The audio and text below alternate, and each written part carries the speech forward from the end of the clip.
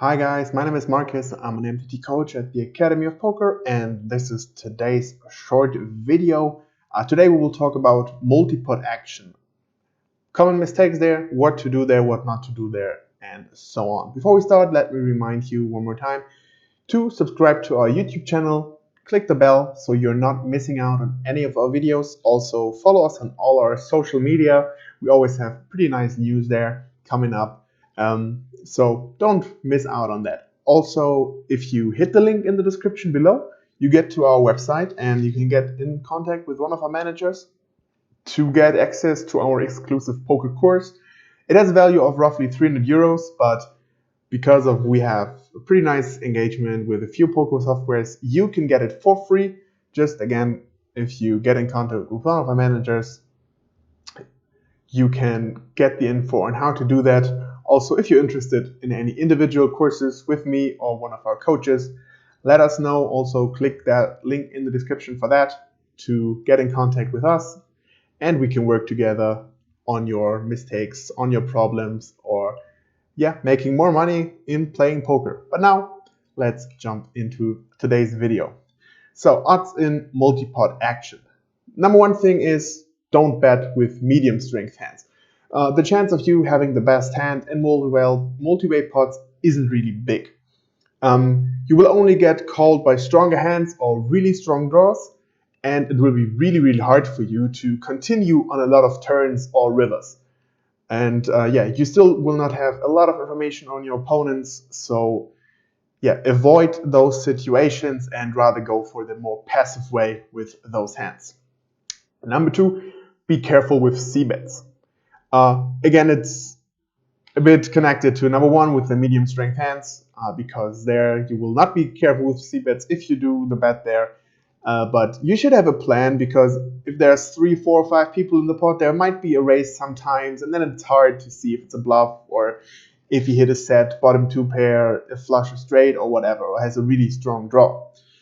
So basically what is important for you to know is that you need to have enough equity for c-bet to make sense. So if you're, for example, if you're 4-way and if you're heads up mostly, you think you should either have at least 65% of equity with your hand, or you should have less than 30 roughly, because then you're bluffing, right? So you should have some backdoor outs, but you don't have enough equity to win this hand by not betting.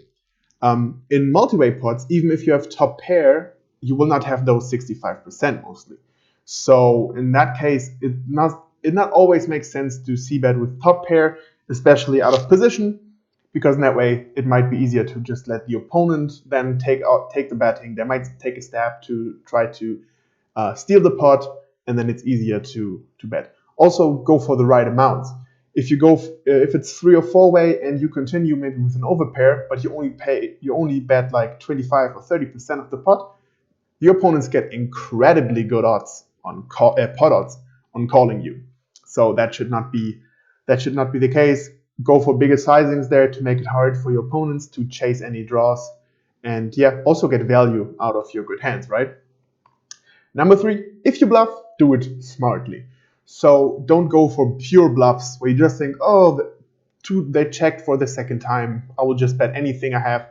But you should have blockers. What are blockers?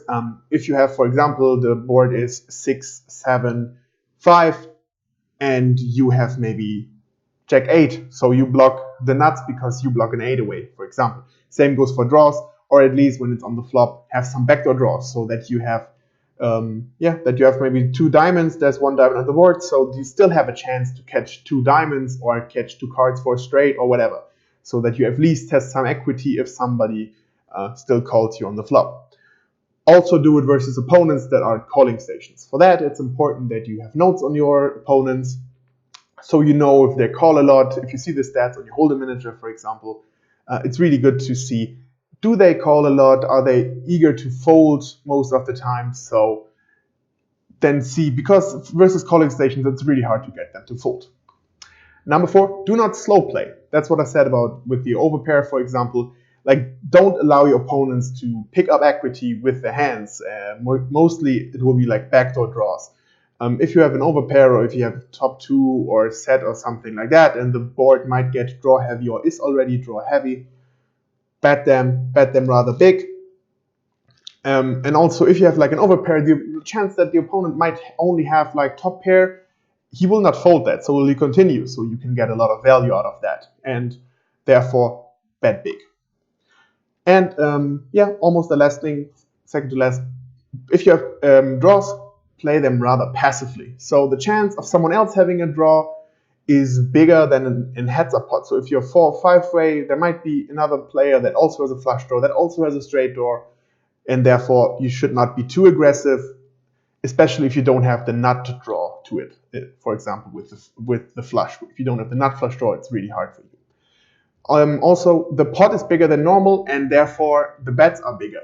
So you have to have that in mind if you try to chase your draw, that you see, okay, the bets will be bigger here, so I might not get the right outs. So think about having enough equity to continue, and don't overplay with straights and flushes if you don't have the nuts, because I said in multi-way pots there's a lot of those draws out there mostly, and then you might lose a big pot if you have only like a 6 or 7 high flush draw sitting in the big blind. Last but not least, try actually to just not end up in a multi-way pot, especially if you have no position. Because my example here is, if you're in a multi-way pot and you're out of position with a top pair, it's really hard to play.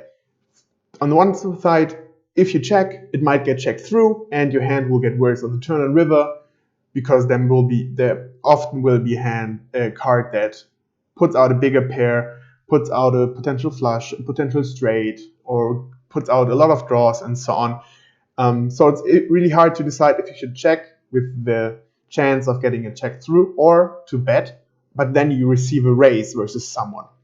And it's really hard to play versus that, and your hand is always weaker versus more opponents than if you just have one opponent. So if you sit in the big blind and you have 3 people or 4 people in the pot and you hit top pair, it's never as good as hitting top pair versus only one raiser. So keep that in mind.